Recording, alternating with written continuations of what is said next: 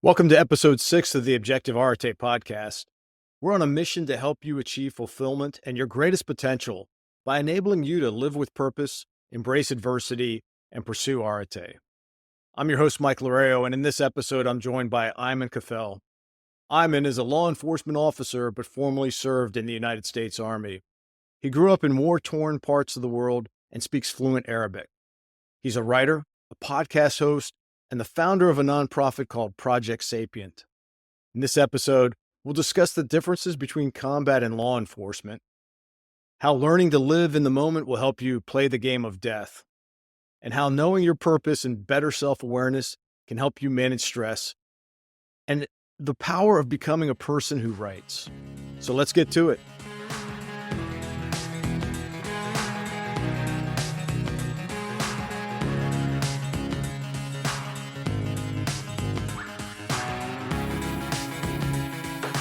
Great. Ayman, great to have you on the podcast today. You're doing a lot of things, man. You're like, you got this day job of being a cop, and you're also, you write for the Havoc Journal. You're the editor now for the Objective Arete blog and sites.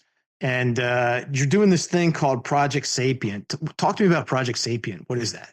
Yeah, Project Sapient, actually, when me and my buddy Pete, also in law enforcement, we've been going back and forth back during COVID and even before then, just the issues that we've been seeing within the law enforcement community. And he wasn't military, but I was. And also, with the PTSD, TBI, and the whole toxic exposure. So we've been seeing a lot of issues going on, and especially during COVID, kind of the falling apart of the mental health help for veterans and law enforcement and first responders. So we decided to put together a podcast and really have a frank discussion basically about the issues that no one really wants to talk about. And we're like, you know what? No, this needs to be out there. This needs to be addressed and talked about.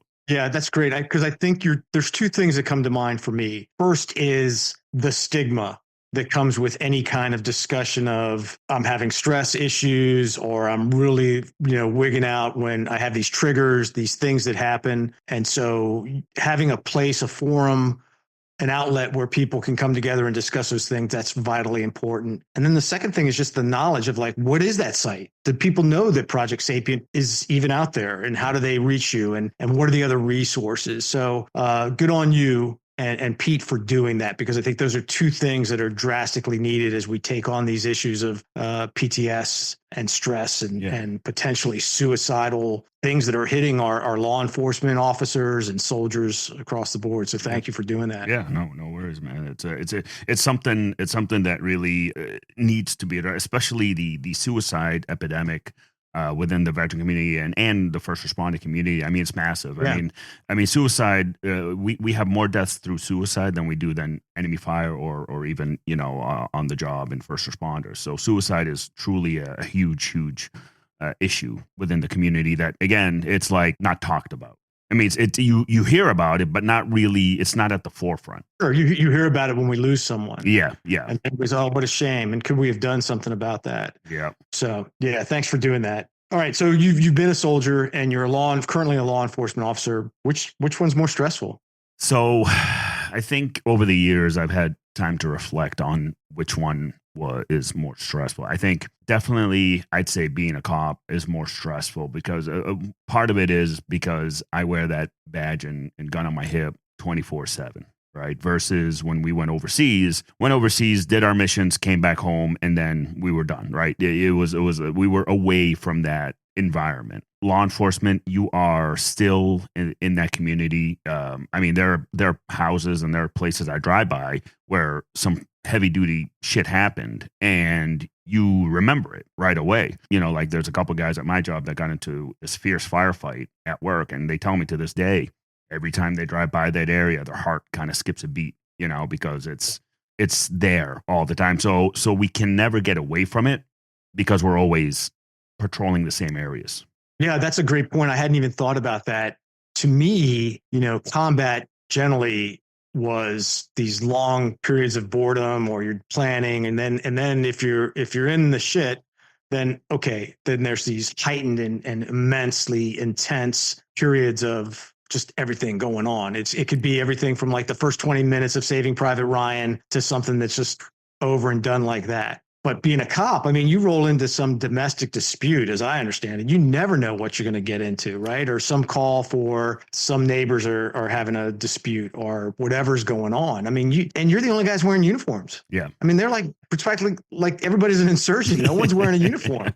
Well, the thing is though, yeah, I mean, no one ever calls a cop when they're having a good day, right? It's never, we always deal with people on their worst day or what they perceive to be their worst day of their life. And, you know, domestics are some of the messiest calls we go to because they are highly emotional. Sometimes, most times, alcohol and or drugs are involved. You have, you know, so they're already not thinking clearly. So that's where violence occurs. That's where, unfortunately, most cops end up getting killed right at the threshold of that door or approaching that door because, you know, for whatever reason, that individual on the other side of the door has it in their head that they're going to jail and it's over and that's it. And you know, yeah, that's the reality of the job. The domestics are some of the messiest calls that we go to. And then you have the unknowns of, oh, I got this suspicious person in my neighborhood. I don't know what's going on, why he or she are here. You know, we get there and it goes one of two ways. It's either nothing or gets extremely violent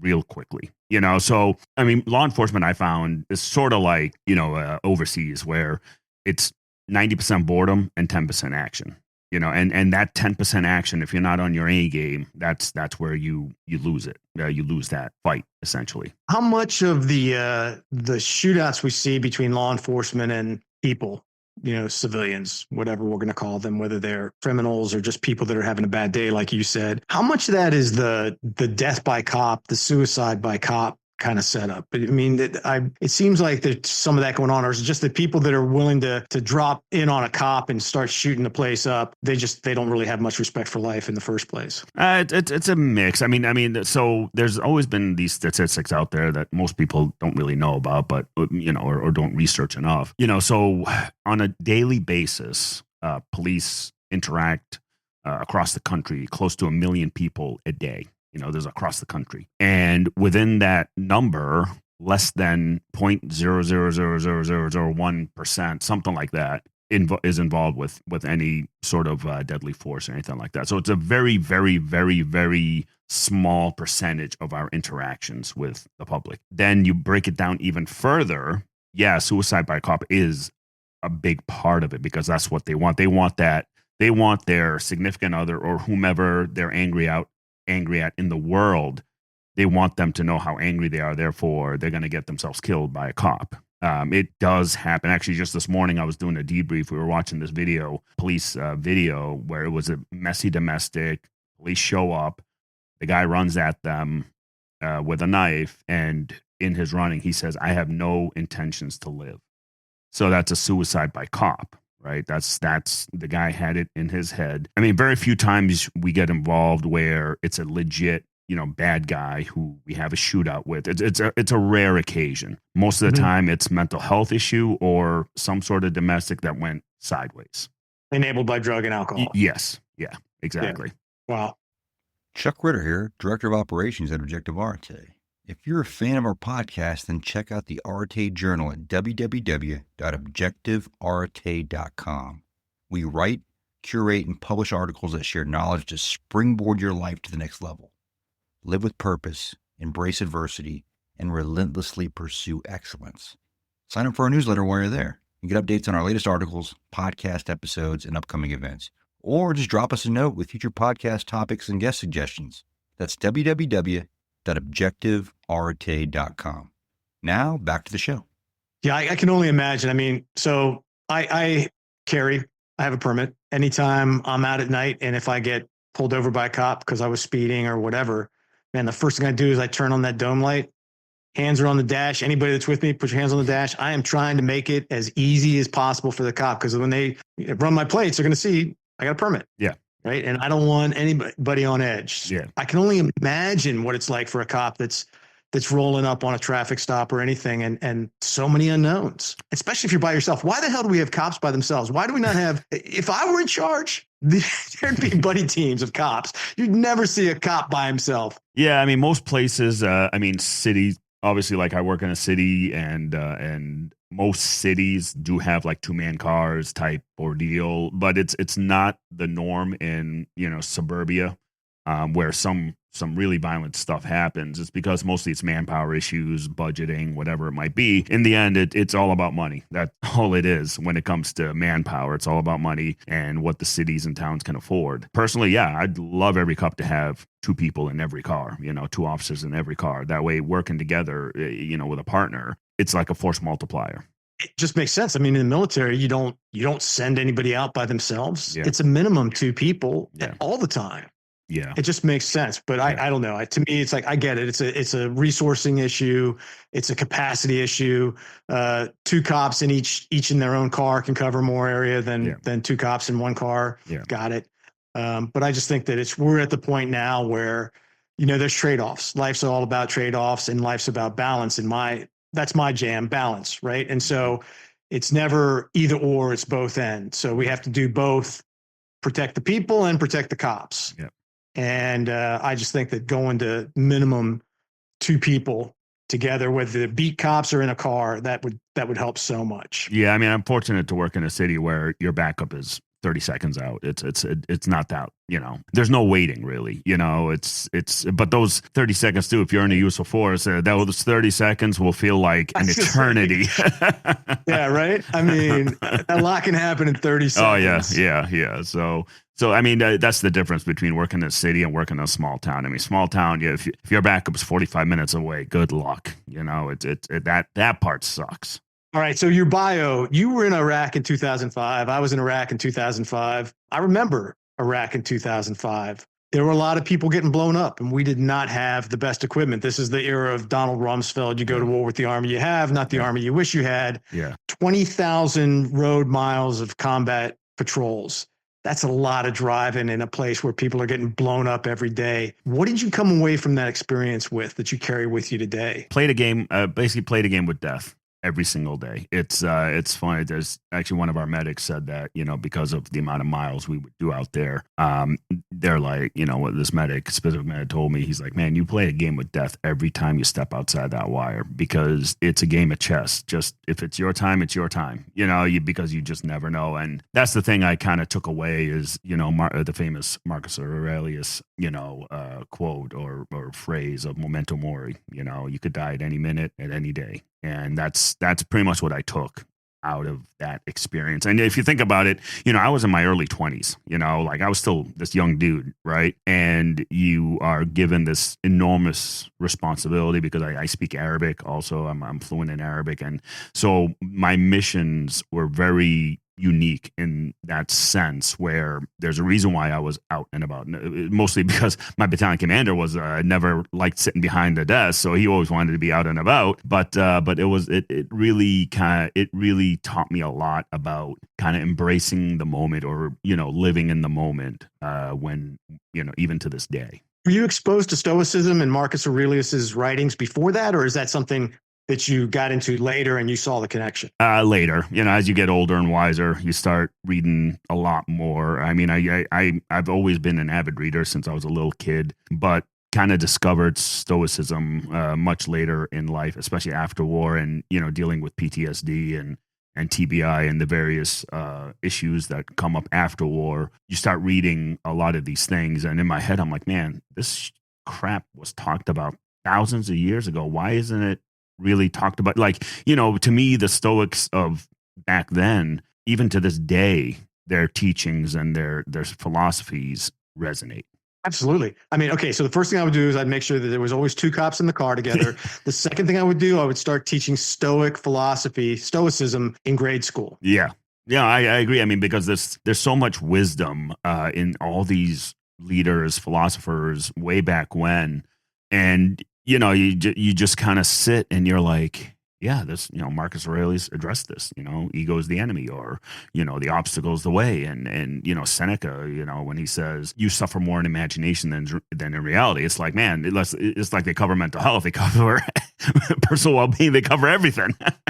No, that's exactly right. And I mean, the basics of you can only control what you can control, Yep. right? And the few things that you can control are your reactions to what's going on around you Exactly. and your choices. Yeah, exactly. And that's it. Exactly. And so that's where I really, even to this day, I dive deep into the philosophical views with mental health and PTS and various other, where I'm trying, it's kind of this building block for me as I'm getting, later in the years of not so much trying to understand, but accepting. And then that's pretty much, where I'm at right now. Yeah.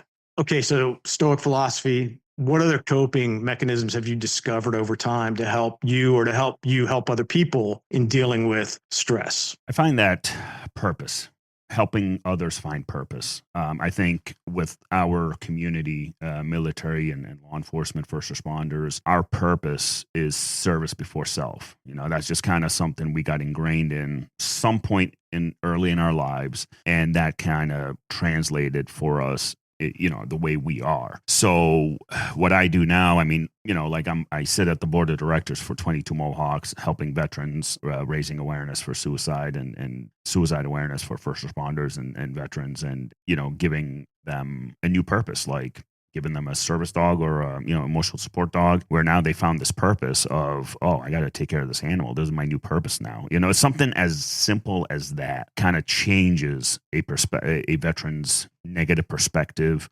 or even a first responder's negative perspective and outlook on life. It's given them this little puppy, or the service dog, where they're like, oh, this is awesome. I now have purpose again. Yeah, that's great. I mean, Chuck Ritter and I talk about this both from a professional and a personal standpoint, and that's the mission statement. And we know from the military that a mission statement is essentially a statement of task. What am I doing? And purpose. Why do I do it? And we work, I've worked with companies all the time, and that's seems like that would be an obvious thing. You would have at every level. What am I doing? Why am I doing it? That's your guide, right? If you don't know what to do, go back to the mission statement. Yeah. And that we know as well that the purpose part of that is more important than the task part. Yeah. Yeah, man. Helping people to figure out what their personal reason for being is, or reason for doing. That's huge. And it is. And all it could take is just a little nudge, a little guidance. And, it's amazing to see, within our community, the minute you give them that ability, or the minute you give them that little nudge, they just go on to do great things, because that's all they needed, is just somebody or something or some way to tell them that, no, you're not broken. No, you're not this. No, you're not that. Learn acceptance, gratitude, and, Charlie Mike, basically, continue mission. Like, let's get going. Chuck Ritter again with a quick note. Today's guest is Ayman Kafel. He's the editor-in-chief at Objective Arete, but he also runs the Project Sapient podcast. He tackles subjects regarding mental health, performance under stress, and leadership under fire. Check out the Project Sapient podcast on any podcast outlet, or go to www.projectsapient.com. That's SAPIENT.com. Now, back to the show. Yeah, right on. Cool. So Arete, as we know, is this basically a quest to achieve your greatest potential. And as Chuck and Greg are defining it and using it in Objective Arete, it's across multiple domains.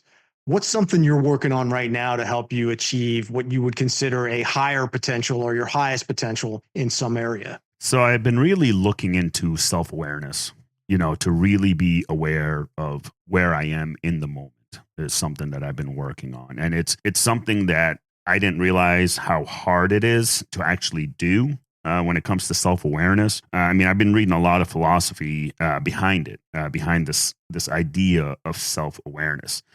And it's something that I'm taking, one step at a time, and learning more about what it means to be self-aware of, where you're at in life, and where, what are your goals for this year or for this time period, for this week? And, am I aware enough to know that, am I achieving those goals? Am I disconnected from those goals? And self-awareness, a friend of mine, a close friend of mine, Chuck, I believe Chuck, I don't think Chuck knows who he is, but, he always, he's one of those that I talk to deep philosophy about. And, one of the things he would tell me is, a way to get to self-awareness is you need to observe the observer observe, right? So you got to kind of remove yourself, kind of like this third out of body type experience where you're looking at yourself, but also at the same time, you're looking at the individual looking at yourself. So it's one of those like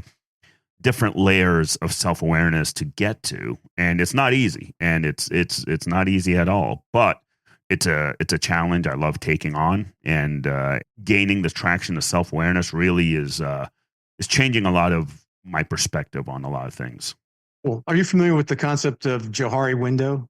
Yes. Yeah, see, I think that's a good one too for that, because for me, the biggest gap in most people's self-awareness is the blind spot. Yes. The thing that they can't see in themselves. And what's beautiful about it is there's probably somebody out there who can see our blind spots. Yeah. Can see the things that are triggering us, can see the things that we do or don't do in certain times, or how we show up in certain times.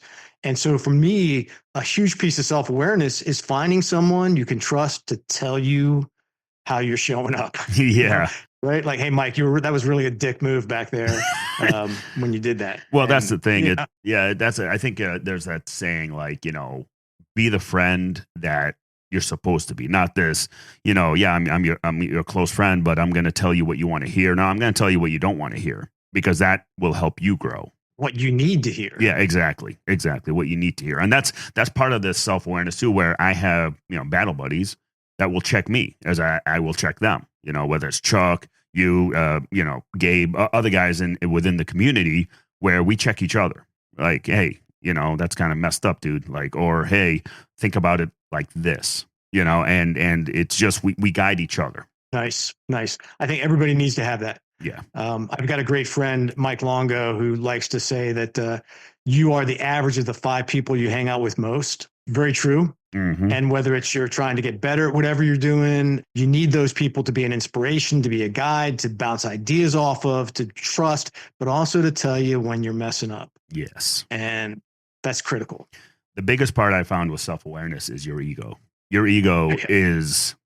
it's I'm going to swear a little, it's a motherfucker, right? It's like, holy shit, because you don't realize how much your ego plays a role in your self-awareness or self-development, because your ego in reality is the threat that stops you from growth, right? If that makes sense. Like within the military community, even in SWAT or whatever I'm doing, we always say, hey, leave your ego at the door, because we all are here to train, to better ourselves, to do this, to do that. And you can tell when your ego is getting in the way of that progress. And your ego is one of those things that will do everything it can to sabotage what you're trying to achieve. Quick word from one of our show sponsors.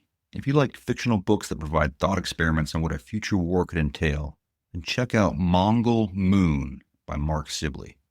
What could happen if China, Russia, North Korea, and Iran all aligned to attack the United States, but also all plan to backstab each other at the same time?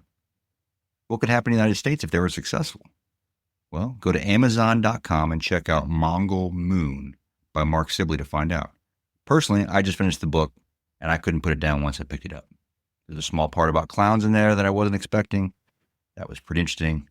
I recommend it. Go to Amazon and look up Mongol Moon by Mark Sibley. You won't be disappointed. Now back to the show.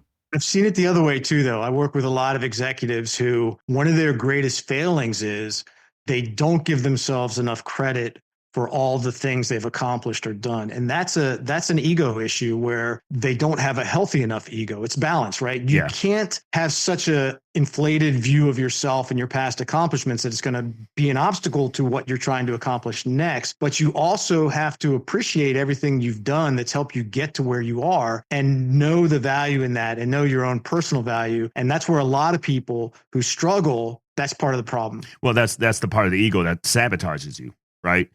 Ego will keep you down, whether you're achieving so many great things. No, your ego will sabotage you. Be like, no, you're still fucked up.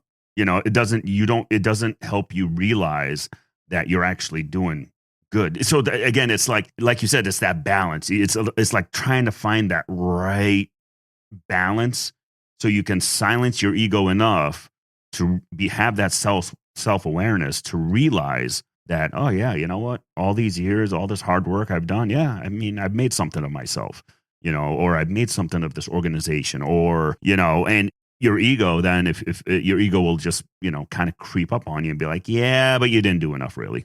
No, you didn't do this. You messed up on this. But in reality, we're human, right? There's going to be failures. There's going to be trials. There's going to be issues. And, just whether it's from Stoicism or whatever, when the obstacle is in the way, it becomes the way. And you just go. You just push on. And your ego is that obstacle in the way that will stop that growth, So that's the way I've really been really working on that aspect of awareness. Yeah, and thank God Ryan Holiday fell into Stoic wisdom and Stoic philosophy is something to write about, because that guy's given us he's a lot of good books, but that's a great book. Conspiracy is another good one that has nothing to do with Stoic philosophy. If you're looking for a good read, man. Well, that's the thing. So I mean, before I discovered Ryan Holiday, like I was reading meditations, I was reading the Book of Five Rings when I was heavy in the martial arts. I still am. Bruce Lee's Dao Jeet Kune Do and Miyoto Musashi's teaching. So I kind of figured Ryan Holiday did a great job in making it. Put it all together in a package that is easy to find, versus going to all these different sources and books. You kind of have an easier way of looking at everything. Another great book, Thomas Lee, no relation to Bruce Lee, but The Bruce Lee Way. Okay. He just recently, last year, I think, Thomas moved to your area of the world, but really great book. Okay. I'll have to look at that. I think the Bruce Lee story, but you probably don't know it all, or you may have forgotten some of it. Hey, last question. This is my ask everybody question. And it's talk to us about a time when you really felt like quitting, but you didn't. Where were you physically and mentally? Actually, it was during COVID. I mean, shit really went south, right? I didn't have access to the typical mental health and everything else that I would need.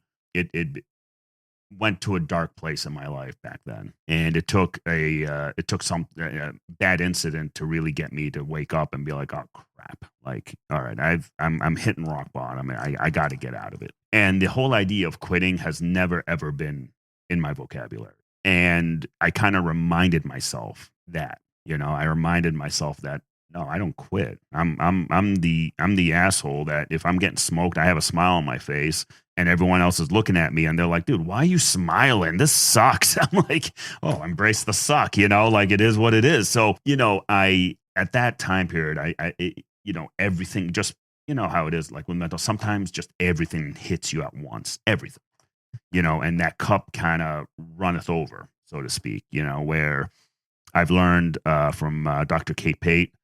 She helped Chuck. She's very, very great neurophysiologist and great friend to the special forces community, the military community, and even first responder community, where she described, stress, an individual's capacity to handle stress. Every single one of us have a different amount. Some of us pint glass size, and that's it. You put a little bit, we're done. Others, have built this resilience over a lifetime, where it's like a gallon to 2 gallons. Where for me, I believe, like, with all my past childhood and everything, yes, I've developed this huge amount of resilience, but it got to the point where it was way too much. I wasn't emptying the cup as I usually do. I was just bottling it all up, just letting it consume me. So in 2020, I got into a really dark place and it got really bad. And I ended up really shaking it off and taking my self more seriously in terms of my mental health and my capacity to be able to have more self-awareness on how I'm feeling at this moment. What am I doing at this moment? What am I doing about it? And that's where I really took into writing, because that's when I first started writing for Havoc Journal.